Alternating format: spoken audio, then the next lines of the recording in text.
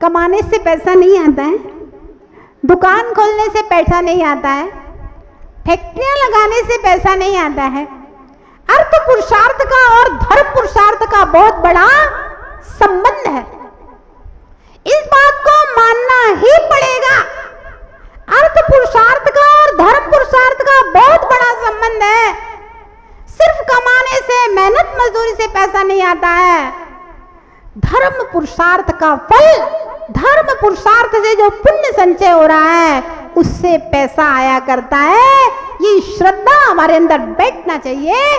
चक्रवर्ती भरत का यही संकेत था कि सबसे पहले मैं धर्म पुरुषार्थ का सम्मान करता हूँ और धर्म पुरुषार्थ से अर्थ पुरुषार्थ और काम पुरुषार्थ की सिद्धि हुआ करती है। जब मैं धर्म पुरुषार्थ की सिद्धि करूंगा तो सहजता से, सरलता से, सुगमता से अर्थ पुरुषार्थ और काम पुरुषार्थ की सिद्धि हो जाए। तो कहा जिन धर्म विनिर्मुक्तो मां भवे चक्रवर्त्यपि स्याच्छेष्टोपि दरिद्रोपि जिन धर्मानुवास्ता। हे भगवान, जिन धर्म से रहित चक्रवर्ती पद नहीं चाहिए, क्योंकि अगर जिन धर्म से रहित चक्रवर्ती हो गया तो सीधा सप्तम नरक में जाएगा, और जिन धर्म से सहित चक्रवर्ती हुआ तो ऊपर में। और जिन धर्म से सहित अगर दरिद्र का नौकर हो गया तो कहां जाएगा भैया, मालूम कुछ? जब एक मेढक एक पंखुड़ी लेकर के भगवान की पूजा करने से स्वर्ग जा सकता है, एक नाग नागिन नमोकार सुनने से स्वर्ग जा सकते हैं, तो जिन धर्म से रहित वह दरिद्री अकृत पुण्य भी स्वर्ग गया, उसके बाद में आकर के धन्य कुमार बन करके मोक्ष गया। तो जिन धर्म से सही दरिद्र भी होगा तब भी स्वर्ग जाएगा और वहां से आकर के महावैभवशाली होकर के मुक्ति को प्राप्त करेगा। इसलिए बड़ी गहरी आस्था के साथ में भक्त कहता है कि मां भवे चक्रवर्ती अपि, जिन धर्म से रहे थे भगवान चक्रवर्ती पद नहीं चाहिए मुझे। तो जिन धर्म के साथ जो मिले, धन मिले, अच्छी बात है, क्योंकि जिन धर्म के साथ यदि धर्म होगा, धन होगा तो निश्चित रूप से धन परोपकार में काम आएगा, धर्म प्रभावना में धन काम आएगा। और जिन धर्म से रहित जिन के पास धन होगा वह सारा धन व्यसनों में काम आएगा। वह सारा धन, आपको मालूम, रावण ने सोने की लंका बनाई थी। जिन धर्म से रहित धन होगा ना तो सोने का घर बनाएगा, सोने की लंका बनाएगा। और जिन धर्म से सहित धन था, भरत चक्रवर्ती ने सोने के जिनालय बनाए थे। जिन धर्म से सहित धन होगा वो धन भी तुम्हें जिनालयों की तरह ऊपर ले जाएगा, ऊर्ध्वलोक में ले जाएगा। और जिन धर्म से सहित रहित धन होगा तो वह धन रावण की तरह तुम्हें नीचे नरक में डुबाने वाला होगा। इसलिए भक्त बड़ी आस्था के साथ में कहता है कि भगवान धन हो, उसके पहले धर्म, उसके बाद मैं धन को प्रायोरिटी देता हूँ। और यदि धन और धर्म के बीच में अगर कोई ऐसी स्थिति आ जाए एक को चुनना हो तो मैं धन को नहीं चुनूंगा, मैं पहले किसको चुनोगे भैया? हैं, किसको चुनोगे? धर्म को चुनूंगा। इसलिए भक्त भगवान से प्रार्थना करता है, हे प्रभु आपकी वंदना करता हूं। वंदना क्यों करता हूं? ये बात बड़ी महत्वपूर्ण है। वंदना किसके फायदे के लिए की जा रही है? ये बात बड़ी महत्वपूर्ण है। वंदना करने से किसको लाभ होगा? ये बात बड़ी महत्वपूर्ण है। वंदना करने से भगवान को लाभ हो जाएगा क्या? वंदना करने से समाज को लाभ हो जाएगा क्या? वंदना करने से जिन शासन को लाभ हो जाएगा क्या? वंदना करने से क्या होगा? वंदना करने क्यों आए हैं? आप उपदेश सुनने क्यों आए हैं? इससे क्या माता जी को फायदा हो जाएगा? अरे बहुत भीड़ थी, माता जी के प्रवचन भी प्रभाव ना हो जाएगी। हाँ, देखिए, किसी भी क्रिया को करने से पहले उसके फायदे को देखना चाहिए। हाँ, लक्ष्य जब भी आपका क्लियर होगा कि आखिर मैं इस काम को क्यों कर रहा हूं। आचार्य पूज्यपाद महाराज लगता है कि बड़े ही स्पष्टवादी थे। देखिए, चाहे भगवान के सामने हम बात करें अथवा आपस में बात करें, हमारी चर्चा करने में छल नहीं होना चाहिए। आचार्य पूज्यपाद महाराज शांति भक्ति लिखते हैं तो सबसे पहले काव्य में मालूम क्या लिखते हैं? न स्नेहाचरणं प्रयान्ति भगवन् पादद्वयं ते प्रजा हेतुस्तत्र विचित्र दुःख निचया संसार घोरार्णवा अत्यंत स्फुरदुग्र रश्मिनिकर व्याकीर्ण भूमंडलो ग्रीष्माकारयतीन्दुपाद सलिल छायानुरागम रवि। क्या कहा? न स्नेहाचरणं प्रयान्ति भगवन् पादद्वयं ते प्रजा। हे भगवान, आपके मंदिर में जो ये सब भक्त आ रहे हैं ना, ये जितने पुजारी आ रहे हैं, भगवान का अभिषेक करने आ रहे हैं, दर्शन करने आ रहे हैं, पूजा करने आ रहे हैं, हे भगवान, ये कोई भी आपके प्रति स्नेह से नहीं आ रहा है, कोई भी भक्ति से नहीं आ रहा है। ध्यान रखना, इन भक्तों के आने का कारण क्या है? हेतु तत्र विचित्र दुख निचया। उसका हेतु है, क्या है? संसार में विचित्र विचित्र प्रकार के दुख हैं। कितने प्रकार के दुख हैं? अनंत प्रकार के दुख हैं। संसार में विचित्र विचित्र प्रकार के दुख हैं।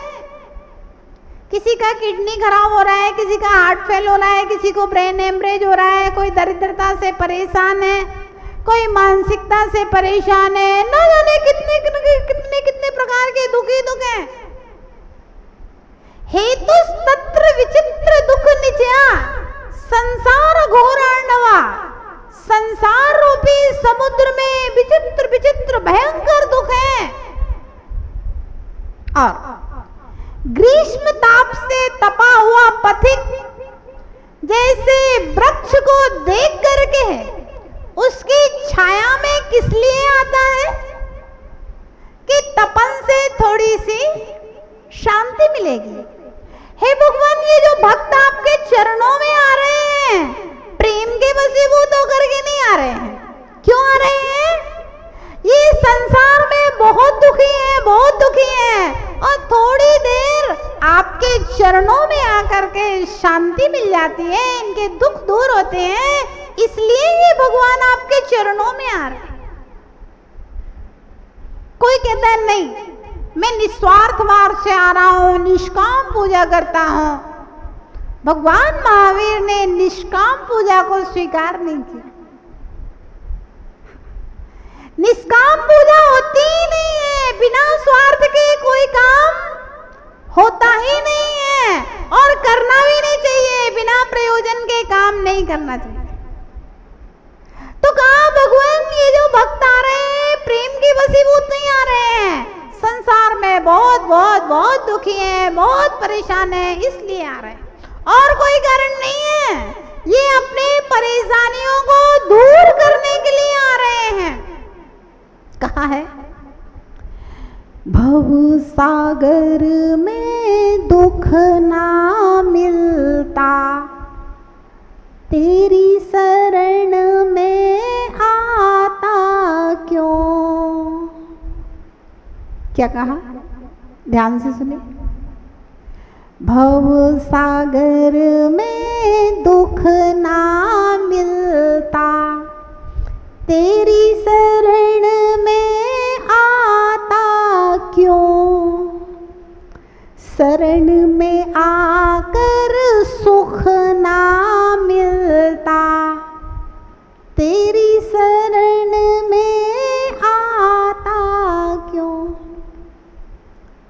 अगर संसार में दुख नहीं होता तो कोई भगवान के मंदिर में नहीं आता, और मंदिर में आने के बाद में सुख नहीं होता तो भी भगवान के मंदिर में नहीं। संसार में दुख है, चरणों में आकर के दुख दूर होता है। इसलिए प्रभु आपके चरणों में आया हूं। भक्तामर काव्य में आचार्य मानतुंग गोस्वामी ने लिखा, त्वत्संस्तवेन भव संतति सन्निबद्धम पापम क्षणाक्षय मुपैति शरीर बाजाम आक्रांत लोक मलिनील मशेष माशो सूर्यांशु भिन्न में शारोर मंधकारम। हे भगवान, आपका स्तवन करने से जन्म जन्म के बंधे हुए पाप क्षणाक्षयम उपेति, एक क्षण में क्षय को प्राप्त हो जाते हैं। कैसे? अलिनील अशेष माशु, भौरे के समान अमावस्या की काली रात्रि हो और सूरज की पहली किरण पड़ते ही सारा का सारा अंधकार एक साथ विलीन हो जाता है।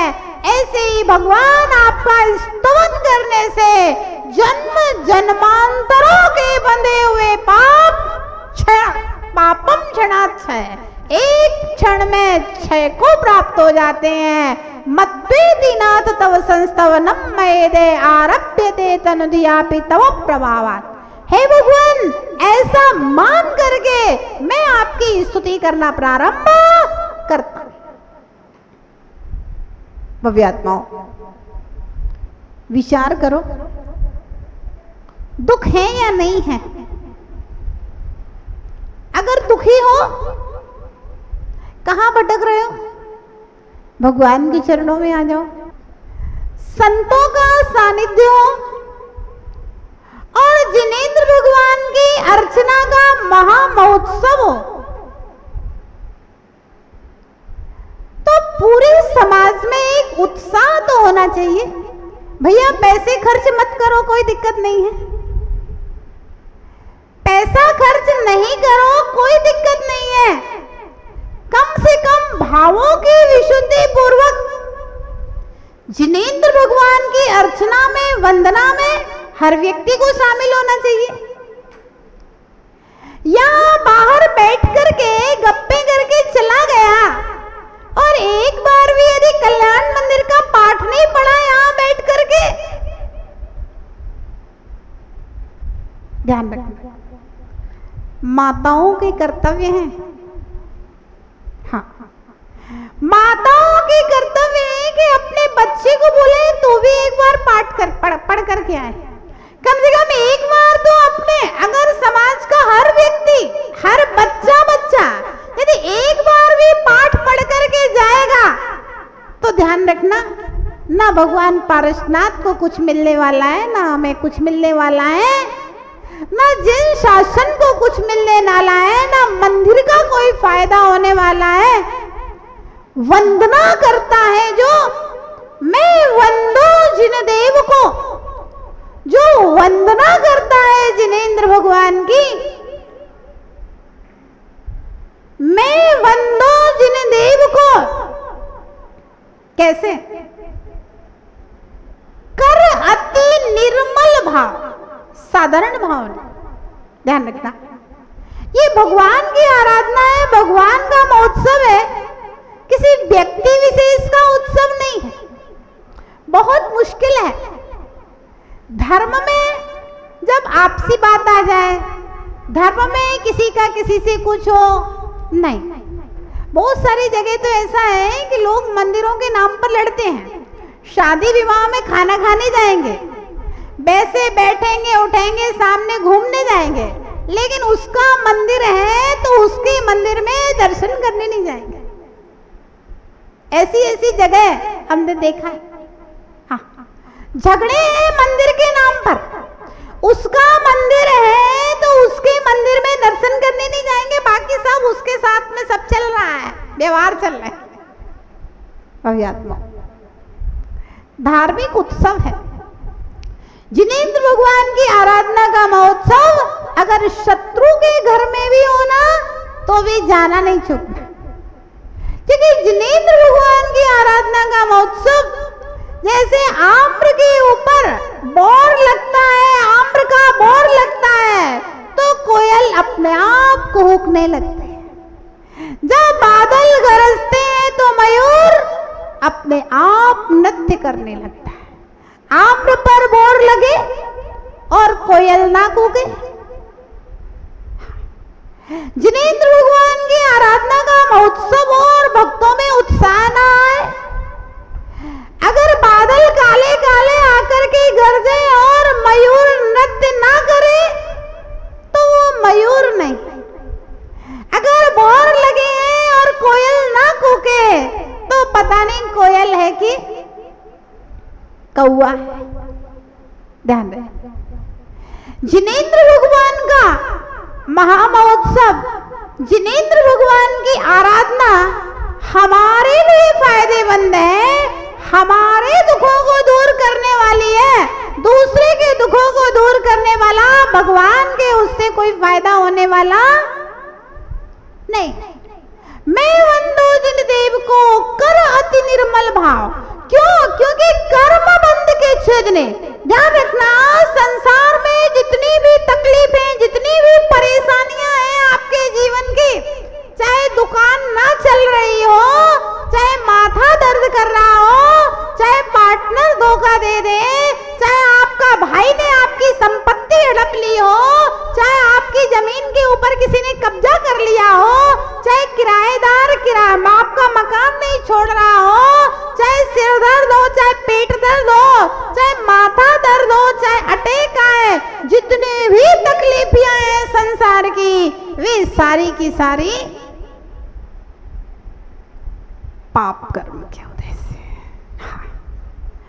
पाप कर्म के उदय से है, असाता कर्म के उदय से है, और कर्म बंध के छेदने और न कुछ। भगवान कर्म बंध के छेदने के लिए आपकी भक्ति के अलावा कोई दूसरा उपाय